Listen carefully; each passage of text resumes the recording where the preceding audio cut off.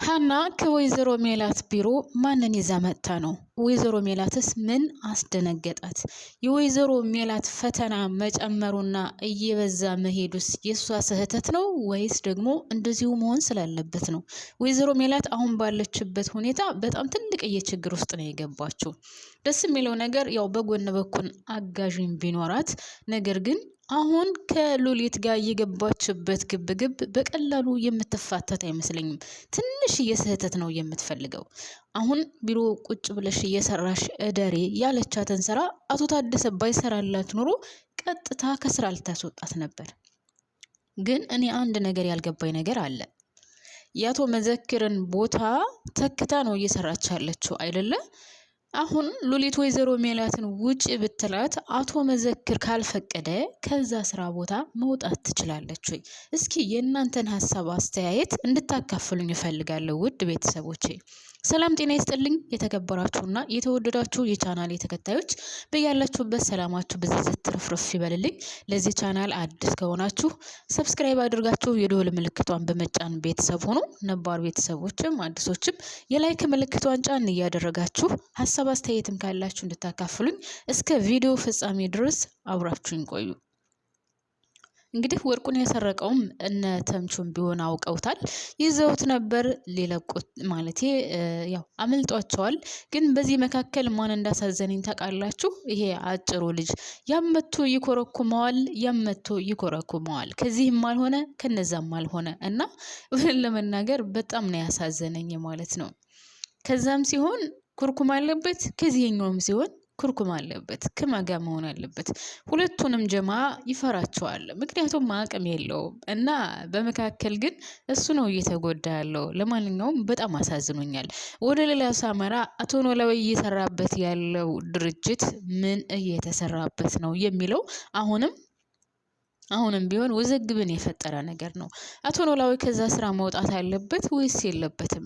ሀና አትውጣ፣ ምን አስጨነቀህ? ድርጅቱ ማለት እዛ ግቢ ውስጥ ምን ይሰራ ምን አይሰራ የሚመለከተ ነገር የለም። አንተ ብቻ ስራህን ስራ። ስለዚህ አያገባህም ብለዋለች። አቶ ኖላዊ ግን ያገባዋል ይመስለኛል። እንደኔ ሀሳብ ከሆነ አቶ ኖላዊ እዛ ግቢ ውስጥ ምን እየተሰራ እንደሆነና ምን እየተከናወነ እንደሆነ ካላወቀ ምናልባት እሱም ትልቅ ችግር ውስጥ ሊገባ ይችላል፣ አይታወቅም። ለምን ሳትጠይቅ ምን እየተሰራ እንደሆነ ምን እየተፈጸመ እንደሆነ ሳታቀዚ ድርጅት ለምን ሰራህ? ምንስ እያደረክ ነው የሚለው ጥያቄ ይመጣበታል። በቀላሉ የሚፋቱት አይመስለኝም። እዛ ግቢ ውስጥ ምን እየተከናወነ እንደሆነ ከታወቀ በኋላ ማለት ነው። እና ሰዎቹም እንደዚሁ በድብቅ ይገባሉ፣ በድብቅ ይወጣሉ። የአቶ ኖላዊ ጥርጣሬ እኔ ልክ ነው ብዬ ነው የማስበው። የሀና ማሽበልበልና አረ ችግር የለውም ዝም ብለህ ስራ ማለቷ በጭራሽ ተገቢ አይደለም። እኔ ከዛ ግቢ አቶ ኖላዊ ስራውን መልቀቅ አለበት ባይ ነኝ። እናንተስ ምን ትላላችሁ? ምን እየተከናወነ ይሆን ግን? አቶ ኖላዊ እንዳለው ሀገርን የሚጎዳ ነገር ይሆን? ለነገሩ የኛ የኢትዮጵያ ሕዝብ በጣም በሚያሳዝን ሁኔታ ለሕዝብ የሚጨነቅ የለም። ማንኛውም ሰው ገንዘብ የሚያገኝበትን ብቻ ነው የሚፈልገውና ማድረግ የሚፈልገው። በጣም የሚያሳዝነው ነገር እንዶ ከርቀት ሳንሄድ እንኳን አሁን በጅቡቲ በኩል በአፋር ክልል በኩል የሚገባውን ጊዜው ያለቀበት መድኃኒት፣ ጊዜው ያለቀበት የህፃናት ምግብ፣ ጊዜው ያለቀበት ዘይት፣ ጊዜው ያለቀበት መድኃኒት በጣም የሚያሳዝን ነው አይደለ? ሰው የራሱን ገንዘብ ማግኘትና የራሱን መክበር ነው እንጂ የህዝቡ ጉዳትና የህዝቡ መሰቃየት የህዝቡ መታመም ምንም መስሎ አይታየውምና አሁንም ቢሆን እዛ ግቢ ውስጥ ምን እየተከናወነ ይሆን? እውነት ሀገርን የሚጎዳ ነገር እየተከናወነ ነው ወይስ ደግሞ ምን እያደረጉበት ነው? ይህም አንድ ሌላ አሳሳቢ ነገር ነው እውነት ለመናገር። አቶ ኖላዊ ከዛ ድርጅት እኔ መውጣት አለበት ባይ ነኝ። ወይም ደግሞ እንደምንም ብሎ ለሌላ ሰው ጠቁሞ ለሌላ ሰው ተናግሮ እዛ ግቢ ውስጥ ምን እየተከናወነ እንደሆነና ምን እየተሰራ እንደሆነ ማሳወቅ አለበት ባይ ነኝ። ግዴታ እዛ ግቢ ውስጥ ምን እየተከናወነ እንደሆነ መታወቅ አለበት። ሌላው ውድ ቤተሰቦቼ አሴር ለሀና ያለው አመለካከትና ለሀና ያለው ፍቅር በጣም የሚገርም ነው። ለአንድ ቀን ስልኳን ባታነሳለት በሌሊት ሄዶ ነው እንግዲህ እንደዛ ተጨንቆ ምናምን የጠየቃትና ማርያምን ከልቡ እንደሚወዳትና አሁን እውነትም በጣም እንደሚያፈቅራት ሀናም የተረዳች ይመስለኛል። በዚህ ልክ ነው ወይ የሚወደኝ፣ በዚህ ልክ ነው ወይ የሚያፈቅረኝ እያለች ስለሱ እያሰበች ነውና ይሄ ደግሞ በጣም ደስ የሚል ነገር ነው። ሰው ከአሁን በኋላ ለአሴር ያላት ፍቅርና ለአሴር ያላት አመለካከት ይቀየራል ብዬ አስባለሁ። ለካ በዚህ ልክ ያስብልኛል፣ ለካ በዚህ ልክ ይወደኛል ብላ እሷ ራሱ በጣም ተደስታለች። ከአሁን በኋላ አሴር ወደ እሱ ትሳብለታለች ብዬ አስባለሁኝ። እና ደግሞ አሴር ጀግና ነው ማርያምን አይደል ቤተሰብ? እውነት ጀግንነትም መልካምነትም የዋህነትም ቀናነትም እዚህ ድራማ ላይ አሴር ታድሎታል። ታውቃላችሁ ከምዕራፍ 1 ጀምሮ እየተከታተለ ካለ ይህንን ድራማ አሴር ለሰው ሲል ራሱ ህይወቱን አሳልፎ ይሰጣል። ላመነበትና ይሄ ትክክል ነው እኔ አምኜበታለሁ ብሎ ላለው ነገር እስከ መጨረሻው ድረስ ነው የሚጋፈጠው። ለምን እንደዚህ አልሽ ካላችሁኝ በሀና ዙሪያ ራሱ ማየት ትችላላችሁ። ሀና እሱ እየወደዳት እያፈቀራት እሷ ለሌላ ሰው ሆና እንኳን እያወቀ ለእሷ የማይከፍለው ዋጋ አልነበረም። በጣም ስላመነባት፣ በጣም ስለወደዳት፣ በጣም ስለሚያከብራት ለእሷ ብዙ ዋጋ ከፍሏል ማለት ነው። እና አሁንም ቢሆን አንዴ ከዛ አንዴ ከዚህ እያለች እሷ ያን ያክል በልብ ውስጥ እምነት ባታሳድርበትም ግን በጣም በሚገርም ሁኔታ ለሷ ያለው አመለካከት፣ ለሷ ያለው ፍቅር፣ ለሷ ያለው ትልቅዬ ቦታ አልተቀነሰበትም። የሆነ ቦታ ላይ ወይም የሆነ ታይም ላይ ውስጡ ቢረበሽና ውስጡ ትንሽ ቢሻክርም ግን ለሀና ያለው ፍቅር በጣም የሚገርም ነበር። እንደውም ካስታወሳችሁ ተምቹ በጣም ብዙ ጊዜ ነበረ ተዋት በቃ አንተን አትወድህም፣ አንተን አታፈቅርህም፣ ለአንተ ቦታ የላትም፣ አሁንም ከእነሱ ድሃ ከሆኑ በኋላ ገንዘብህን እንጂ አንተን አትፈልግህም፣ በፊትም ቢሆን አንተ ያን ያክል ዋጋ እየከፈልክላት ለአንተ ምንም አይነት ቦታ የላትም፣ ለምን አትተዋትም፣ በጣም ብዙ ነገር እያለው ነበር አይደል? ሁላችንም አይተናል። ግን እሱ ምንም ድፍረስ የማይለ ነው። በጣም የሚገርም ነው። እግዚአብሔርን ውድ ቤተሰቦች ወንድም ከሆናችሁ እንደ አሴር አይነት ጥሩ ልብ ያላት አፍቃሪ፣ ሴትም ከሆናችሁ ደግሞ እንደ አሴር አይነት መልካም የሆነና ቀና ልብ ያለው አፍቃሪ ይስጣችሁ ከኔው ጅምር ትላላችሁ።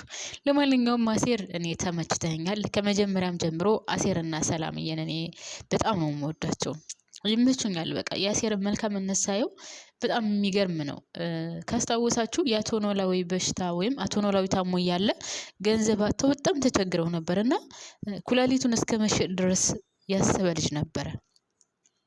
እሱ ብቻ አይደለም ወይዘሮ ሜላት ደም ያስፈልጋታል ተብሎ የማንም ደም ሳይመሳሰል ሲቀር እንደዛ ጸቡ ነው እንደዛ ብዙ ነገር ተብሎ እንኳን ለሀና ሲል ለወይዘሮ ሜላት ደሙን ሰጥቷልና አሴር በጣም ምርጥና የተለየ ነው።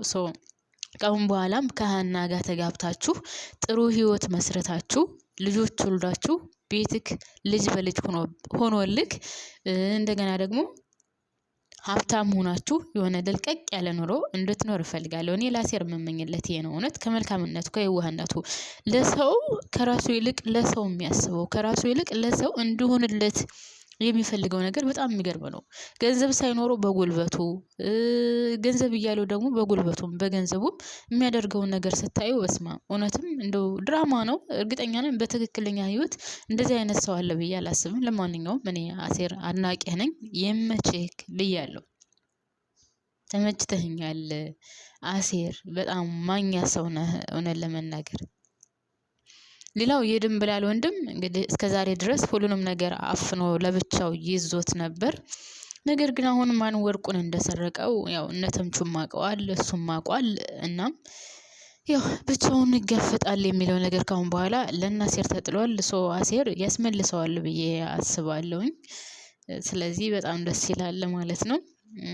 የድንብላል ወንድም የሆነ ነገር ሳይሆን ያኛው ስለተነቃበት ቢያገኘው ኖሮ በነገራችን ላይ አይፋታው ነበር። ሌላ ውድ ቤተሰቦች በጣም የሚያሳዝነው ይሄ አጭሩ ልጅ ነው። አጭሩ ልጅ ወይ ከዚህኞቹ አልሆነ ወይ ከዛኞቹ አልሆነ፣ በዛም በዚህም እየተኮረኮመ በተለይ ባለፈው ተምቹ የኮረኮመው ኩርኩም እውነት ለመናገር በጣም በጣም የሚያም ነው። ላይክ ቋ ሲያደርገው የኩርኩሙ ጩኸት በጣም ነበር የሚያመው ታውቃላችሁ። እኔ ለሱ በጣም ነበር ያመመኝ ተምቹ እጁን እስከሚያመው ድረስ ነው ታውቃላችሁ። በዛ ላይ ደግሞ ይሄኛው መጥቶ ደግሞ ሳሚ ተብየው መጥቶ አንገቱን አንጠልጥሎ አንተ ነህ የተናገርከው፣ አንተ ነህ አሳልፈህ የሰጠኸኝ ምናምን። እሱ አልተናገረም። ሲጀመር እሱ ሳይሆን የተናገረው የደንብላል ወንድም ስለደረሰባቸው እሱ ስለተናገረ እንጂ እሱ ነው የተናገረው አይደለም። እነሱ ናቸው የደረሱበት። ሲጀመር የደንብላል ወንድም አልተናገረም። እንደውም እየወቀሱት ነበር ለምን አልተናገርክም እስከዛሬ ድረስ እኛ ስለምናቀው እኛ በመናቀው እናደርግ ነበር ምናምን ነው ይሉት የነበረው። ለማንኛውም በጣም ደስ ይላል። ሌላው ውድ ቤተሰቦቼ እቺ ሉሊት ተብዬዋ ማለት ነው። ሉሊት ተብዬዋ ወይዘሮ ሜላትን በቀላሉ የምትፋታት አይመስለኝም። አላቅም እኔ የወይዘሮ ሜላትን መጨረሻ በጣም እየናፈኩኝ ነው። እና በዚህ ልክ ሰው ለምን ይከፋል እናንተ? ወይዘሮ ሜላትን እኮ አቶ መዘክርና አቶ ታደሰ ችግርሽ ችግሬ ነው ያሉት ካሳለፈችው አንፃር የትልቅዬ ድርጅት ባለቤት ስለነበረች ስለሚያውቁ እንጂ ለሌላ ጉዳይ አይደለም። በዚህ ልክ ሉሊትን ምን አስቀናት? ቤተሰብ ለምን ቀናች? ለምን አንገበገባት? ለምን አመማት? የእነሱ እንክብካቤ እኔ ላይ ለምን አልሆነም ብላ ለምን አመማት? በዚህ ልክስ መቅናቱ ምን አስፈለገ? አንዳንድ ጊዜ እኛ ሴቶች ስንባል እውነት ለመናገር ፈጣሪ ያልሰጠንን ለምን አልሰጠንም፣ ለምን ለዛ ሰው ተደረገለት ብለን በፈጣሪ ስራ ሁሉ የምንገባነንና በጣም ነው የገረመኝ። እውነት ለመናገር እሷን ለመጣል እሷን ከዛ ድርጅት ለማስወጣት እሷ የልጆቿን ጉሮሮ የምትከፍትበትን እንጀራ ለማሳጣት በዚህ ልክ ደፋ ቀና ማለቷ እኔ በጣም ነው የገረመኝ ቤተሰብ።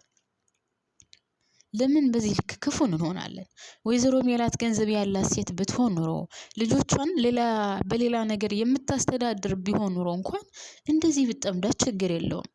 የወይዘሮ ሜላትን ችግር ታውቃለች፣ ያለችበትን ሁኔታ ታውቃለች። ይሄ ስራ ምን ያክል ለወይዘሮ ሜላት እንደሚያስፈልጋትም ጠንቅቃ ታውቃለች። እና ለምን በዚህ ልክ በክፋት ተሞላችባት?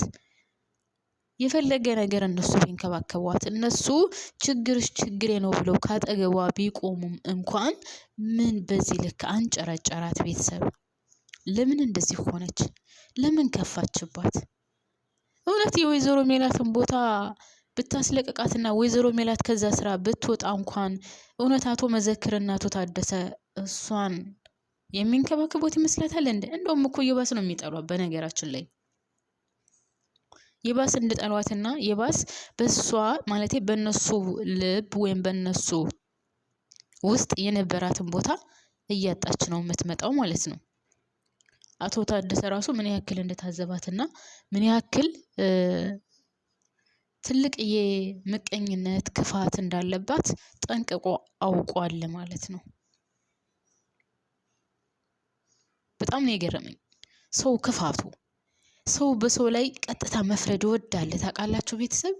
ያለምንም ጥፋት ያለምንም ችግር ለምን ለኔ አልሆነም፣ ያ ቦታ ለምን ለኔ አልተሰጠኝም፣ ለምን ለነሱ ሆነ፣ ለምን ተደረገላቸው፣ ለምን ሰው መልካም ሆነላቸው ብሎ በዚህ ልክ ሰው ይቀናል።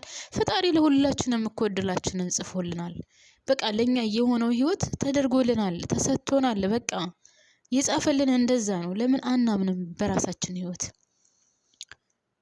ያ ሰው ለምን አለፈለት፣ ለምን ተሰጠው ተብሎ ምቀኝነት የሌለ ስምስም መስጠት፣ የሌለበትን ቦታ እዛ ቦታ ውሏን ብሎ መናገር። ኧረ በስመ አብ! እንደኛ አንድ ሰው ልጅማ ክፉ የለም እውነት ቤተሰብ። ምቀኝነት በዚህ ልክ፣ ክፋት በዚህ ልክ የትም አያደርሰንም። በነገራችን ላይ የትም ሰው ክፉ ሲሆን ቁልቁለት እንጂ ወደ ላይ ከፍ ማለት የለም። ለሰው ክፉ ስናስብ ምቾንም ቢሆን መልካም ነገር አይገጥመንም። ለሰው መጥፎ ነገር ስናስብ ያው እንደምታዩት ነው። ሉሊት አሁን ወይዘሮ ሜላት ጉሮሮዋ ጋር ቁማባታለች አይደለ? ግን እግዚአብሔር ይመስገን ለሷ ደግሞ መልካም የሚያስብ አይጠፋም፣ ጥሩ የሚያስብ አይጠፋም። እሷ ባጠመደችባት ቁጥር ያን ወጥመድ የሚፈታላት ደግሞ በጎን ያዘጋጅላታል። እና እኔ በጣም ነው የታዘብኩት እውነት ለመናገር እንደው እዚህ ይሄ ድራማ ላይ ብቻም ሳይሆን ሶሻል ሚዲያ ላይ የሆነ ሰው አልፎ ማለቴ የሆነ ሰው የሆነ ነገር ሲደረግለት ከታየ በጣም በሚያሳዝን ሁኔታ ያን ሰው ጭፍጭፍ ቀና እንዳይል ቀና ብሎ እንዳይታይ ቀና ብሎ እንዳይናገር ቀና ብሎ እንዳይራመድ እዛው መኮርኮም እዛው አንገቱን እዛው ግንባሩን እዛው ራሱን ቀና ብሎ እንዳይሄድ። በስመ አብ ምን እንጃ የሰው ክፋት ብቻ በጣም ነው የሚገርመው ቤተሰብ እውነት